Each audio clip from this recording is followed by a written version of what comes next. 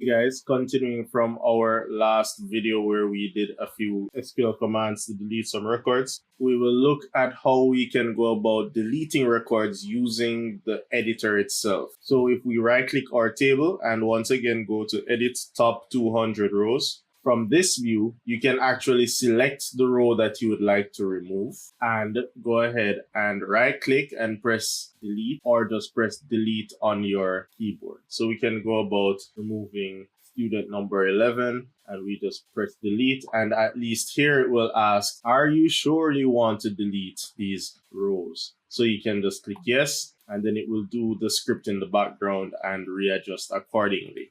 A script is a nice automated way to effect multiple changes multiple times, but by writing it one time. However, if you use the editor and you had a million rows, it would be a bit more difficult to comb through these rows to find the ones that you want to delete. Or you could actually just modify the SQL statement to find the exact rows that you want to delete, and then you could just select them all and press delete. It's a matter of which one is more efficient to you. You remember that scripts are actually shareable, so if you do it on your machine, you can share it with somebody else who may have the same problem or need as you do with their database.